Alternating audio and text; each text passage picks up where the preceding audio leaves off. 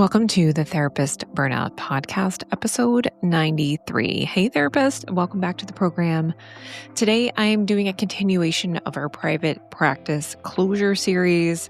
Today's topic is when you already know you're done, but you can't leave yet, or you're not ready. And I sat in this space for a long time, so I am talking from experience and also from myself, and also from working with other therapists in the space. So I don't need to give you a sign. I don't need to give you a playbook. You already know that you're likely done. If you're done with working one-to-one, done with your private practice. And I hear from therapists all the time. I have therapists sending me messages saying, I'm hopeless. I can't go on doing this. I don't know how I can do this anymore. And still I have to do this. And still I have to figure out a way to do this. And I think it was interesting. I was going to podcast this week on the logistics of practice closure. Like, this is the playbook. Like, first you're going to set your 90-day timeline. And I know all of those things because I've researched them and walked other therapists through them.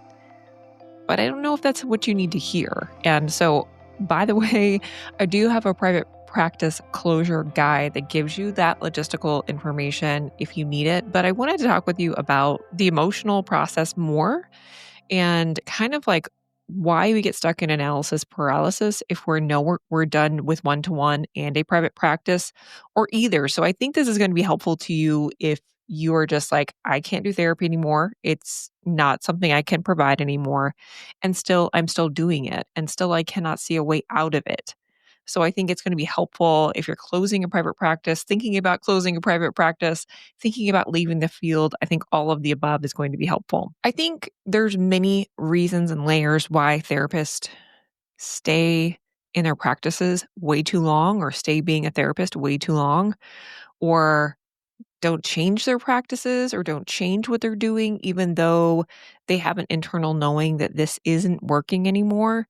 And so I want to give voice to some of those layers. So I think first is the clinical burden of therapists feeling responsible for their clients. I think fearing that their clients will really struggle if they leave, not having referrals to provide to your clients when you leave. I think that was kind of huge. I can, in the back of my mind, I'm thinking of a couple of people where I didn't know if I had adequate referrals for that particular need, especially given my niche of brain injury. So I worked with folks after a brain injury and, I was really kind of unsure of who was going to be able to have the expertise and training to be able to see that client and then to hold them well. So that's one layer. And I think the clinical burden also keeps us trapped in another part, which I'll get to kind of in part two of this discussion. I think secondly is the emotional fear of disappointing people, of being judged, um, or the perception of failing. So I think all of those emotions and fear-based, and rightfully so, if you're thinking of leaving the field, if you're thinking of not providing therapy anymore, it is really scary. I think it has you spinning out in all kinds of directions. Okay, well, if it's not this, then what? This is what I thought I'd do my whole life. I built this practice. I thought this was kind of like the pinnacle, the arrival point that I was trying to reach my whole career. And I've gotten here. And now I don't like what I see. I don't like what I'm doing. And maybe you like parts of the work. I know you probably like your clients. Sometimes maybe you don't because it's really hard sometimes to do that. And it's not the clients themselves. It's, what the work brings to it.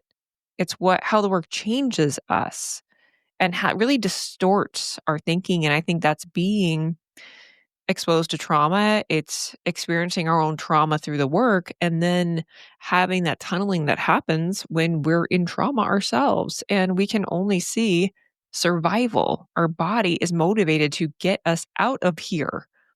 And so even if we think we have a choice, our bodies are telling us, hell no, get me out of here. I'm ready to go. And so I think those very real fears are your body is giving you this information constantly, like, I can't do this anymore. And yet you put me here week after week after week. And we wonder why our bodies start to they're calling BS. They're like, actually, we're done and we're going to do some things like you're going to develop panic attacks while driving. That happened to me. You're going to have some really bad health problems now. So our bodies are doing their job. Our bodies are meant to keep us safe and help us survive. And so if they feel like we are putting them in threat, they will take us out. And I've experienced that personally, and I've seen it time and time again with therapists who are in burnout and who are beyond depletion. They start to have physiological symptoms that they are very scared by. And I think it's really normal. It's your body's doing what it's supposed to do.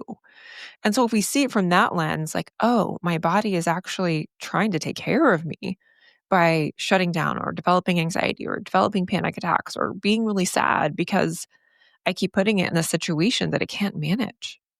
So I think those fears kind of really pop up around physiological symptoms that we have in the work. And then just practical, like legit practical fears of money, stability, about what is the next chapter, what is the next thing that we're going to do. I think for me, you know, I had a fear because I had a child with a heart surgery when I had some postpartum stuff and postpartum anxiety, depression. It was like a whole postpartum experience when my first son was born and he had heart surgery on day 5. And I couldn't go back to work. And I had never experienced myself not being able to do something from a mental health capacity. And really, my body is not really made to be in chronic depletion. It's like, we're out. No, we're not doing that anymore. And my practical fear was, can I do work? Can I hold it? And during that season in my mothering, it was not out of burnout, but it was caregiving burnout. If I of having an infant with medical needs, not related to the work of therapist burnout or the burnout we experience as therapists and those layers. And I think my second time or whatever time you want to call of this other burnout experience, caregiving was a layer there. And I still had that another practical fear as I was closing my practice that can I work and have it be sustainable and not feel like my body's shutting down on me? And I still struggle with that fear. I all the time. It comes up and I'm like, ooh, well, we start to go and shut down. And so I think that gets real scary for me. But I think for a lot of therapists, they talk about that uncertainty of what else can I do, Jen? Is it Target? Is it, people don't really say that, but I think people will say, maybe I'll just work at a coffee shop, or and maybe that's not a horrible answer, to just get a job that has a very low stress. Um, that really is, it's not a career job, right? It's not a job where you're worried about, can I hold this job? I've seen people do things like working gig jobs, working Instacart, doing things like that. Pet sitting, I think, is another interesting option that I hear in therapist spaces all the time. And I think the other one is existential concerns like, who, what does this mean about me now that I'm not a therapist?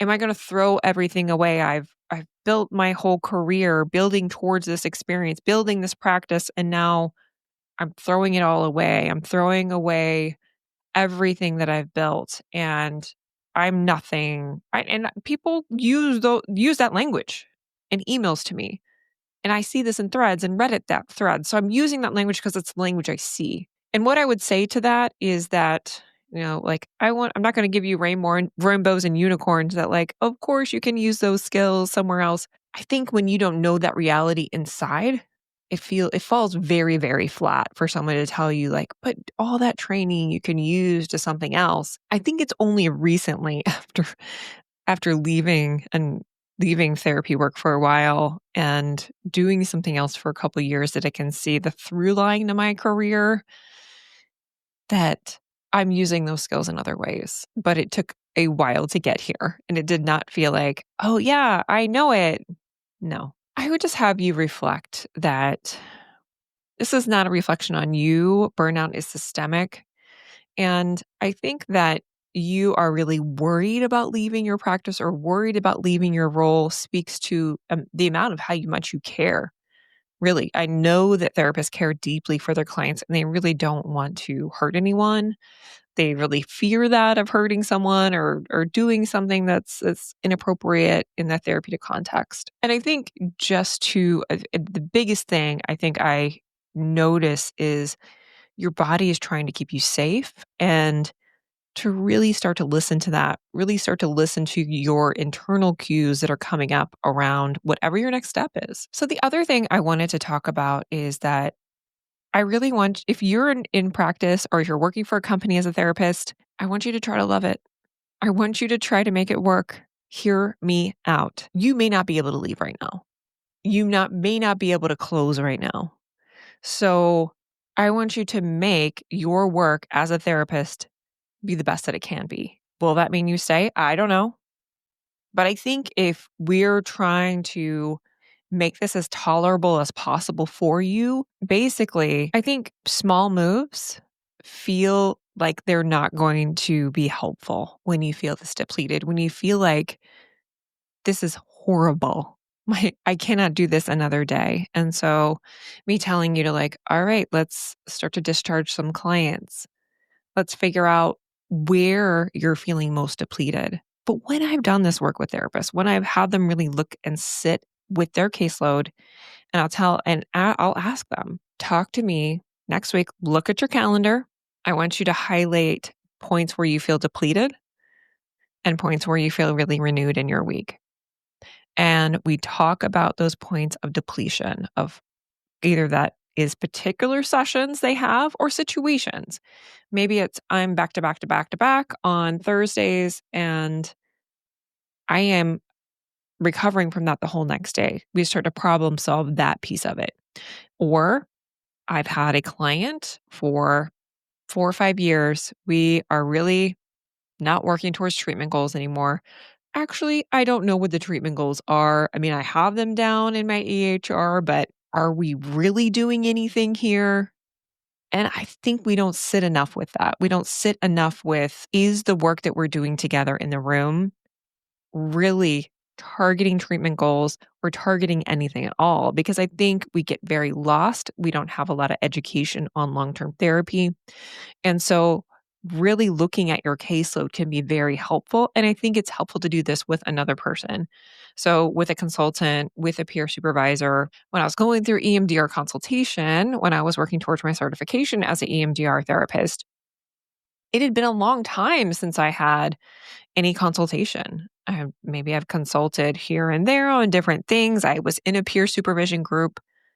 We maybe presented a couple cases, but I think we didn't get the in-depth feedback on our cases like I had an EMDR consultation that felt I would liken that more to peer supervision that I got when I was on internship or postdoc, where I would go through my whole caseload, really look at it with my supervisor, and they would make recommendations, would talk about really difficult sessions and things of that nature. And I think we would often tie that back to treatment goals and thinking about, okay, well, the client came in for depression or anxiety or whatever it was. What treatment are you using? Okay, we're using CBT or we're using whatever. When I was doing EMDR consultation, it was specific to EMDR, but we're talking about the treatment, we're talking about the goals, and it keeps us kind of fresh in the work, honestly. So I think if there's any way you can kind of add a little lightness and freshness to your work and discharge some clients, it will help you feel a little bit lighter. It will help it feel a little more sustainable. And I think you can do this if you're holding your own practice or you're working for somebody else. And you can document that ethically, going through the process of looking at those treatment goals again, saying like, hey, I'm reviewing and it looks like we've met your treatment goal of doing psychoeducation on anxiety, of doing work on whatever it is. Not thinking exactly what I want to think through right now with that, but that you kind of go through those things with the client or you give them, say like, hey, I am needing to create more space on Thursdays and I've looked at our work and it's, upon reviewing, I'm going to give us 6 more weeks to, look at all of the wonderful work that we've done and move towards closure. And I think we need sometimes therapists, when I tell them, okay, well, if they're not meeting treatment goals, is it an appropriate time for termination? And they're like, well, yeah, I think they don't need therapy anymore. I was like, okay, well, let's work on that. And you lead with, I, the provider, believe you no longer need the treatment. And this happens in other professions. So, like, because I go to PT often, and PTs, they don't hold on to people forever. You'll come in for some specific complaint. Like, I came in for my low back pain just recently, and I went through treatment with them, and I got to a point where it feels better. And then I've been discharged from my low back pain issue. And when I first started going to PT, I was like, kind of like, oh, I really like my PT. I just kind of want to kind of come here and, have them work on my back. This felt really good and work on the exercises there. I thought it would be like an ongoing thing. That's not what they do. They work on an issue, they get you to discharge, and you leave. So I think therapy is unique in that we don't go enough to that model where we're bringing people in and we're discharging them. So I know it doesn't work with everybody's modality, but I think it's one of the big issues that I see for therapists feeling like, especially in those relationships where they feel like they cannot hold the client, to go back to treatment goals and think about termination, and to decide, you as the provider, you've provided the service. They've either met their treatment goals or the service has not been effective for their particular needs and they need another service or modality. You might need to think about enforcing cancellations, reducing your hours, dropping an insurance panel, outsourcing. When I outsourced my billing, I had held on to my billing for years and years and years. And I outsourced my billing in 2020 because everything was just too much. And I'm like, well, let's get some help with billing. And that was probably one of the best decisions I did. I wish I would have done it sooner. What I find is that we have lost our way a lot of times in our practice and we need support to get it back online. And some therapists, I work with them in this way where we do some of this work of looking at sessions, doing clinical consultation, and they want to stay in their practices, or they decide, hey, I'm working for this agency and I don't really like this culture. I don't like what this brings. And so they decide to go to another practice or maybe be 1099 for another company. I saw another therapist who they had their private practice and they did do therapy work. They just went to work for someone else. So it could be changing that setting or changing the work. But I think doing this kind of work is really illuminating to see what kind of change that you do need. With these different paths, I will always tell you that I don't have an outcome for you. I know that some therapists may need to close their practice, and that's the focus of this series. But we see so much in the therapy space marketing towards therapists on specific outcomes. And we attach to this because I did this. Well, maybe if I get the certification in EMDR, I can market a private pay EMDR practice. So I have spent thousands and thousands of dollars on certifications because I have gone down this road, and I'm thankful for my EMDR training. Do I think I needed to get certified? Probably not. Do I think people need to be certified in IFS? No. People can choose to do that if you have the funds to do that. It is not going to bring you necessarily more income. And so I think what is marketed to us is you need more certifications. And I think a lot of that is we get to the point of licensure and we are utterly alone. And we're like very unsure about our abilities and capacities. And we're not in community with other therapists if you're in solo practice. And even if you're in a group practice or with other therapists, I think it can be challenging to feel that sense of community, and going through like an EMDR certification feels like community again. And so perhaps what you need is to be with other people, other therapists, to get more input about your work. If you want to do EMDR certification, if you want to do IFS certification or whatever cert you think that you would like to do for your own education, then do that. But I think sometimes it's motivated from a place of, I need this thing to charge this price, or I need this certification to maybe feel better about my practice.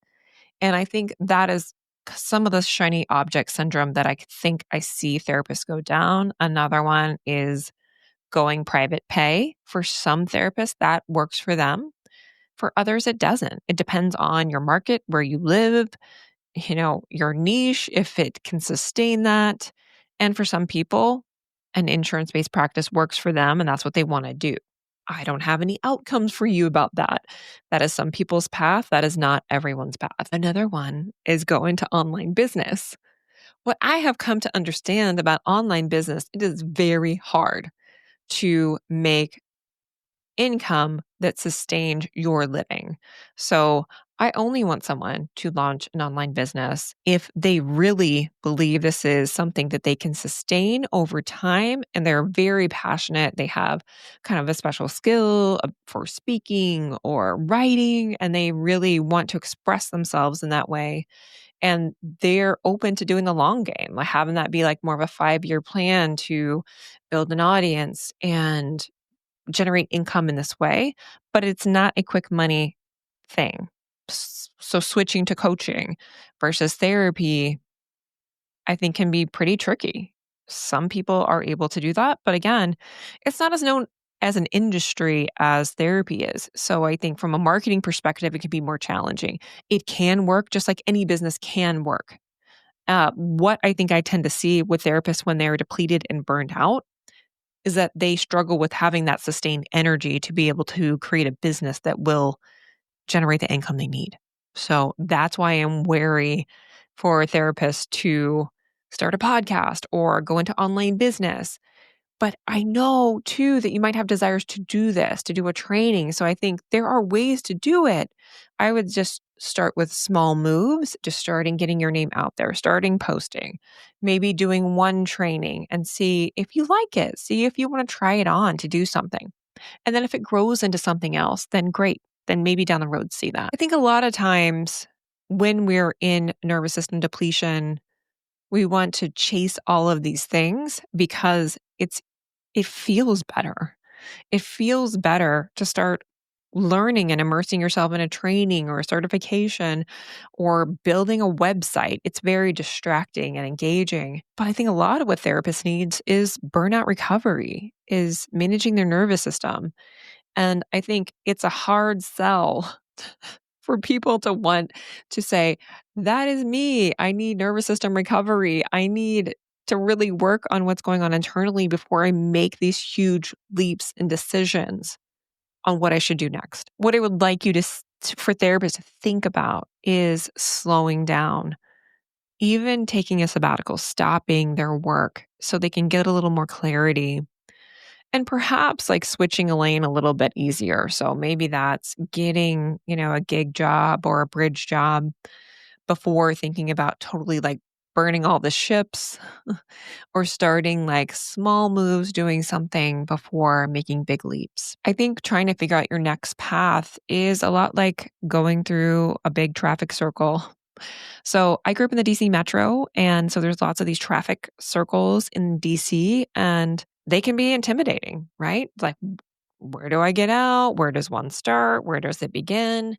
And I feel like a lot of career pivots and trying to figure out like what is the next thing for me when I feel like this isn't working is a lot in this way. And so we spin in the circle, we spin in indecision. And I think earlier in our lives, when we had that choice come about, many of us might have had the experience of that being more exciting. Like, okay, I could explore therapy or I could explore like being a professor or explore other things.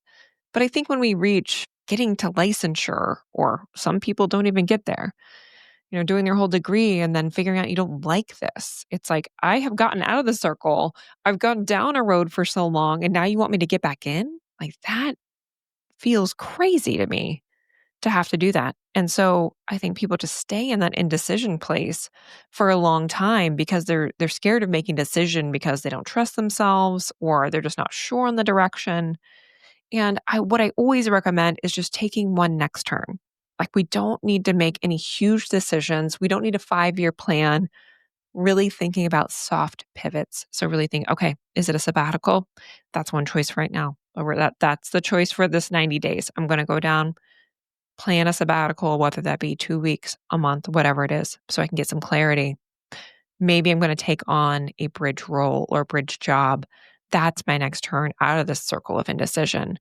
Okay, let's do that. Maybe it's switching gears a little bit. It's going to switch gears. Maybe I'm going to discharge some clients, slow down on my practice, maybe consider what other income sources I could think about that I could start to replace some one-to-one therapy, whether that be getting a job, like a contract job. That's kind of the route that I went through to come out of private practice, or whatever it is that you might want to do to slow down. So I just want to reiterate, if you know you're already done, you can't do one-to-one therapy anymore, the first step is definitely not picking something. It's not a 5-year plan. It's not a career journey. It's not a website. It's figuring out what do I need now? What do I need today? What can sustain me for the next 6 months, for the next year, versus the 5-year plan, the 10-year plan. I think pausing is often the first thing I recommend, and untangling. We need to take things out versus put things in. Creating space for the new thing, for the next thing, for the next idea, for another job, for another move is what I'd like you to think of. The next right move might be loosening your grip, not leaving tomorrow. It might be loving your practice, unfucking it because it's messed up, because I was there. And then letting yourself try to make some more of these soft pivots in your nervous system and in your life. I hope this has been helpful. I will talk with you next week.